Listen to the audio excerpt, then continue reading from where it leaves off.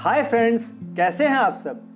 हमने पिछले वीडियोस में ऑस्टियोआर्थराइटिस और गाउट जैसे जॉइंट्स रिलेटेड रोगों या डिजीज़ के बारे में ऑलरेडी डिस्कस किया हुआ है, पर आज की वीडियो में हम इन डिजीज़ के अलावा जोड़ों से रिलेटेड एक और डिजीज़ के बारे में चर्चा करेंगे, जो कि शुरू में तो शरीर के स्मॉल जॉइंट्स मतलब छोटे जॉइंट्स में अपीयर होता है, पर धीरे धीरे बढ़ते बढ़ते कई जॉइंट्स में स्प्रेड कर जाता है और शरीर के अन्य भागों को भी अफेक्ट कर देता है, मतलब शरीर के अन्य भागों पर भी अपना दुष्प्रभाव छोड़ता है और सिम्टम्स परसिस्ट कर जाने की वजह से यह क्रॉनिक डिजीज या असाध्य रोग बन जाता है, जिसे रूमेटॉइड आर्थराइटिस, संधिवात या आमवात भी कहते हैं।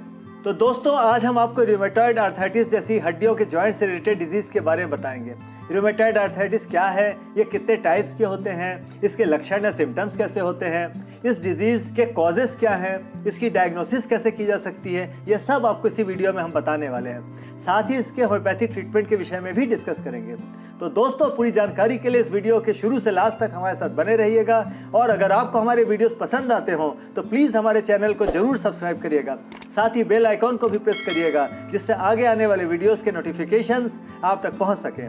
तो आइए शुरू करते हैं। रूमेटॉइड आर्थराइटिस एक असाध्य क्रॉनिक इन्फ्लेमेटरी डिसऑर्डर है, जिससे मानव शरीर के एक से अधिक जॉइंट्स या हड्डियों के जोड़ों में सूजन और खराबी आने से नेचुरल मूवमेंट पर बुरा असर पड़ता है। कुछ लोगों में तो इस डिजीज की वजह से शरीर की अनेक सिम्टम्स से प्रणाली तक डैमेज हो सकते हैं, जिनमें स्किन या त्वचा, आंख या आईज, लंग्स या फेफड़े, हार्ट और रक्त वाहिनियां या ब्लड वेसल्स तक डैमेज हो सकते हैं। एक्चुअली रूमेटॉइड आर्थराइटिस होने की वजह हमारे शरीर में उत्पन्न ऑटो इम्यून डिसऑर्डर होता है, जब हमारे शरीर का ऑटो इम्यून सिस्टम हमारे ही शरीर के टिश्यूज और सेल्स को फॉरेन बॉडी समझकर गलती से इन्हीं पर अटैक करके उन्हें नष्ट कर देता है, मतलब डैमेज कर देता है। जैसे हम पहले वीडियोस में बता चुके हैं कि ऑस्टियोआर्थराइटिस में भी शरीर के जोड़ या जॉइंट डैमेज होते हैं, परंतु रूमेटॉइड आर्थराइटिस एक तो ऑटो इम्यून डिसऑर्डर है, दूसरा इसमें जॉइंट्स की लाइनिंग मतलब जो साइनोवियम होता है, जॉइंट्स के बीच में जो एक लेयर होता है, एक झिल्ली होती है साइनोवियम नाम की, वह भी अफेक्टेड होती हैं, जिसकी वजह से जोड़ों में भयंकर दर्द और सूजन या स्वेलिंग आ जाती है, जिससे जोड़ों की हड्डियों में हमेशा के लिए या परमानेंटली डिफॉर्मिटी आ जाती है और साथ ही हड्डियों में लॉस होने लगता है, जिसे बोन इरोजन कहते हैं। रूमेटॉइड आर्थराइटिस में शरीर के अन्य पार्ट्स भी डैमेज हो सकते हैं, जबकि ऑस्टियोआर्थराइटिस में ऐसा नहीं होता है। रूमेटॉइड आर्थराइटिस में अगर एक तरफ के हाथ या पैरों के जोड़ों में पेन और इन्फ्लेमेशन हुआ है तो दूसरी तरफ के जोड़ों में भी होने की प्रोबेबिलिटीज रहती है, मतलब संभावना रहती है। जैसा कि हमने अभी थोड़ी देर पहले ही बताया, जोड़ों के बीच की झिल्ली जैसे साइनोवियम कहते हैं, वे डिजेनरेट करती हैं, मतलब उनका लॉस होने लगता है, जिससे साइनोवियल फ्लूइड मतलब जोड़ों के बीच में रहने वाला जो फ्लूइड होता है, जो जोड़ों को फ्रिक्शन से बचाता है, उसे साइनोवियल फ्लूइड कहते हैं, वह भी धीरे धीरे खत्म होने लगता है और हड्डियों के जोड़ों में उनको घिसने से बचाने वाले कार्टिलेज नामक स्ट्रक्चर भी टूट फूट के कारण डिजेनरेट होने लगते हैं, मतलब उनका भी क्षय होने लगता है, जिससे जोड़ों में भयंकर दर्द होता है और इन्फ्लेमेशन या सूजन हो जाता है। समय पर ट्रीटमेंट न शुरू किए जाने पर रूमेटॉइड आर्थराइटिस से परमानेंट डैमेज या नुकसान पहुंच सकता है। इसलिए जॉइंट्स में लगातार परेशानी या परसिस्टेंट डिस्कम्फर्ट होने पर और स्वेलिंग होने पर तुरंत डॉक्टर की एडवाइस लेनी चाहिए।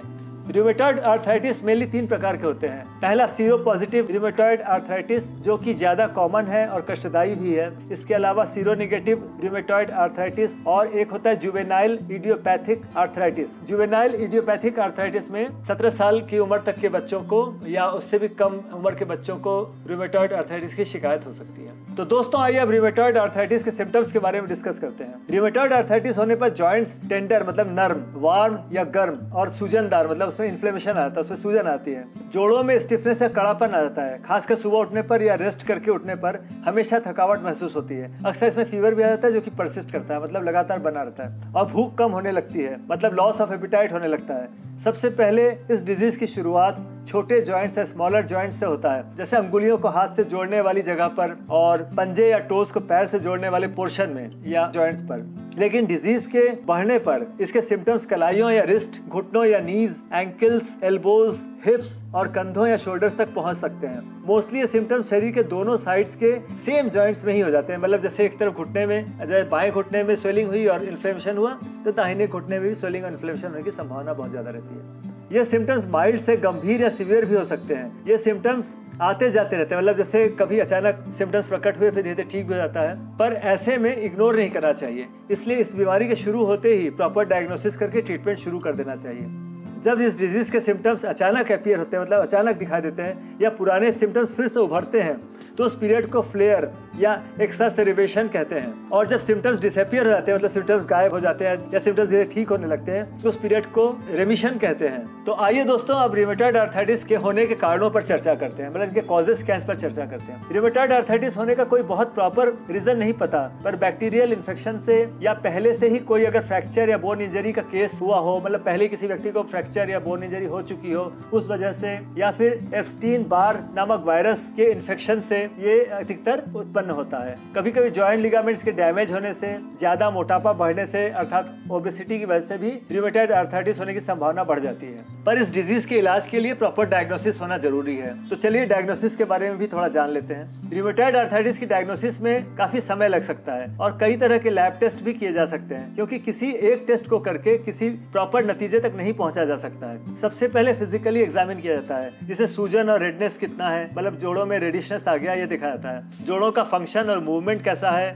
रोगग्रस्त या अफेक्टेड पार्ट को छूकर देखा जाता है कि वहाँ गर्माहट, नरमी और सूजन, मतलब वार्मथ, टेंडरनेस और स्वेलिंग या रेडिशनेस किस सीमा तक है। साथ ही मसल्स की ताकत और रिफ्लेक्सेस भी चेक किया जाता है। पेशेंट की फैमिली हिस्ट्री भी पूछी जाती है कि कहीं हेरिडिटरी रूमेटॉइड आर्थराइटिस तो नहीं है, या फैमिली में कोई और रूमेटॉइड आर्थराइटिस का पेशेंट तो नहीं है। एक डॉक्टर जब पेशेंट के रूमेटॉइड आर्थराइटिस को सस्पेक्ट करता है, मतलब संदेह करता है कि उसे ये डिजीज हुई होगी, तो उसके खून या ब्लड की जांच भी करवाता है और एंटीबॉडीज चेक करता है। ब्लड टेस्ट कई प्रकार के होते हैं। एक तो रूमेटॉइड फैक्टर टेस्ट होता है, जिसमें रूमेटॉइड फैक्टर एक प्रकार का प्रोटीन होता है जिसके बढ़ने से ऑटो इम्यून डिजीज होने की प्रोबेबिलिटीज बढ़ती है। खासकर रूमेटॉइड आर्थराइटिस की वजह से बहुत जल्द होने की संभावना रहती है। इसके अलावा दूसरा टेस्ट है एंटी न्यूक्लियर एंटीबॉडी टेस्ट। तीसरा टेस्ट इरिथ्रोसाइट सेडिमेंटेशन रेट या ESR टेस्ट होता है, जिससे इन्फेक्शन का पता चल सकता है कि ब्लड टेस्ट से पता चलता है कि शरीर में कितना इन्फेक्शन है, कहीं ये रूमेटॉइड आर्थराइटिस की वजह से तो नहीं है। और एक और टेस्ट होता है, जिसे कहते हैं सी रिएक्टिव प्रोटीन टेस्ट, जिसके द्वारा हम जॉइंट्स के इन्फ्लेमेशन में इन्फेक्शन का कॉज और उसका इन्फेक्शन का ग्रेड कितना, मतलब किस कैटेगरी का इन्फेक्शन है, उसे एग्जामिन किया जा सकता है। इसके अलावा जॉइंट्स के कंडीशन को एग्जामिन करने के लिए एक्सरे, अल्ट्रासाउंड या MRI करवाने की भी सलाह दी जा सकती है, जिससे करेक्ट डायग्नोसिस हो सकती है। तो दोस्तों आइए अब रूमेटॉइड आर्थराइटिस के होम्योपैथिक रेमेडीज के बारे में डिस्कस करते हैं। इस रोग का इलाज शुरुआत में न किए जाने पर एक असाध्य रोग या क्रॉनिक डिजीज भी बन सकता है। होम्योपैथिक ट्रीटमेंट की शुरुआत इस रोग के डायग्नोसिस होते ही कर देना चाहिए, जिससे जल्द रिलीफ मिलने लगता है। सबसे पहली दवा है जिसके बारे में बताने जा रहे हैं, वह है कैलकेरिया फॉस्फोरिका या कैलकेरिया फॉस भी कहते हैं। जब जॉइंट्स में सूजन या सोरनेस तो हो ही, साथ में कड़ापन या स्टिफनेस भी आ जाए और ठंड में जोड़ों का दर्द बढ़ जाए, हड्डियों में खुजली या एचिंग सा फील हो, मतलब एक खुजलाहट, एक खिंचाव सा फील हो, एक अजीब सा डिस्कम्फर्ट महसूस हो, हमेशा थकावट फील हो, काम करने पर ये थकावट और ज्यादा बढ़ जाए, मतलब थकावट की वजह से बुरा हाल हो जाए, हड्डियों के जॉइंट्स के डैमेज होने के कारण बोन स्पर्स या कैल्शियम डिपॉजिट हो जाए, खासकर गर्दन पर, तो इस मेडिसिन की 200 पोटेंसी दिन में 3 बार देने पर बहुत जल्द आराम मिलता है। पेशेंट को हमेशा असंतोष या डिससेटिस्फैक्शन की फीलिंग बनी रहती है, उसे कहीं घूमने जाने का मन करता है और वह अपनी परिस्थिति और सर्कमस्टांसेस से बदलाव चाहता है, मतलब चेंज चाहता है। और ये सारे फैक्टर्स जो है कैलकेरिया फॉस के मार्क्ड सिम्टम्स हैं। दूसरी दवा बेलेडोना है। जब दर्द बहुत बढ़ जाए, सूजन अचानक ज्यादा हो जाए, जॉइंट्स देखने में लाल और इन्फ्लेम्ड अर्थात सूजे हुए लगे, उनमें छूने पर गर्माहट महसूस हो, तो बेलेडोना की हायर पोटेंसी कम से कम 200 पोटेंसी या 1 mg देने पर यह पेन किलर की तरह काम करता है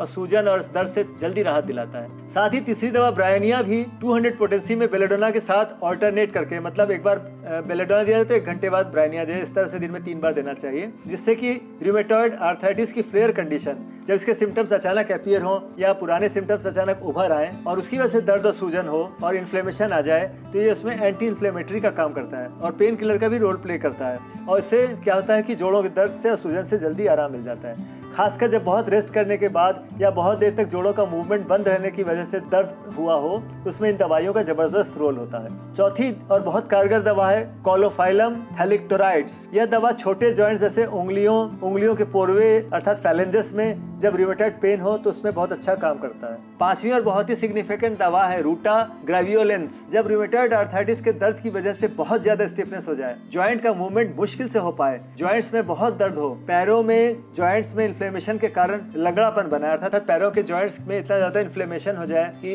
लंगड़ापन या लेमनेस आ जाए, और फिर साथ में ठंड या डैम्पनेस से या फिर ज्यादा मेहनत करने से दर्द और बढ़ जाता हो, स्टिफनेस बढ़ जाता हो, साथ ही हड्डियों को मसल से जोड़ने वाले टिश्यूज मतलब टेंडॉन्स और जॉइंट्स के कैप्सूल्स में भी इन्फेक्शन होने के कारण पेन और स्वेलिंग हो जाए, तो रूटा के 200 पोटेंसी से बेहद अच्छा रिस्पॉन्स मिलता है। इसकी 200 पोटेंसी दिन में 3 बार देना चाहिए, खासकर जब यह डिजीज हड्डियों के ज्यादा एक्सर्शन और लगातार वियर एंड टियर या टूट फूट होने के कारण उत्पन्न हो, तब रूटा का यूज बहुत लाभ देता है। तो दोस्तों, आपको हमारे ये वीडियो पसंद आया हो तो इसे अपने फैमिली और फ्रेंड सर्कल में जरूर शेयर करिएगा, और कोशिश करिएगा कि कम से कम 10 लोगों तक ये वीडियो आप पहुंचा सकें ताकि वे भी इसका बेनिफिट ले सकें।